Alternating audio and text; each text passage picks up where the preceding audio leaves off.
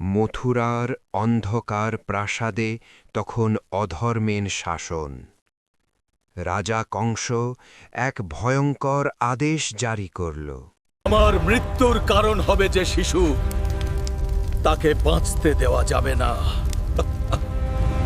কংসের মুখে এই কথা শুনে পুতনা বলল, আজ্ঞা দাও মহারাজ, গোকুলে জেগে সেই শিশুকে আমি শেষ করব। রাজা কংসের নির্দেশে পুতনা তার ভয়ঙ্কর রাক্ষসী রূপ বিসর্জন দিয়ে অপূর্ব সুন্দরী নারীর বেশ ধারণ করে গোকুলে প্রবেশ করে বললেন, আমি এক পথিক নারী, একটি শিশুকে আশীর্বাদ করতে এসেছি। এসো লাল, মায়ের কোলে একটু শান্তি নাও। এ কি, এই শিশু এমন শান্ত কেন? শিশুকৃষ্ণ হাসি মুখে স্তনগ্রহণ করলেন, কিন্তু সেই কোমল মুখেই লুকিয়েছিল অনন্ত শক্তি। জ্বলে গেল, পুড়ে গেল। ছাড় লাল, ছাড়। পুতনা ছটফট করতে করতে নিজের প্রকৃত রাক্ষসী রূপে পতিত হল ভূমিতে।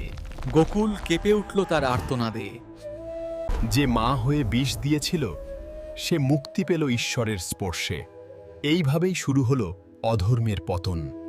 আপনাদের যদি আজকের এই কাহিনী, গল্প পুতনাবধ হৃদয়ে স্পর্শ করে থাকে, তাহলে আমাদের এই প্রয়াসকে আপনাদের আশীর্বাদে শক্তিশালী করুন। এই চ্যানেলটিকে সাবস্ক্রাইব করুন, যাতে রামায়ণ ও মহাভারতের এমন আরও অমর কাহিনী নিয়মিত আপনাদের কাছে পৌঁছে দিতে পারি। আপনাদের সঙ্গে নিয়েই ধর্ম, ভক্তি আর ইতিহাসের এই পবিত্র যাত্রা অব্যাহত রাখতে চাই। ভিডিওটি ভালো লাগলে একটি লাইক দিয়ে আপনাদের ভালোবাসা জানান।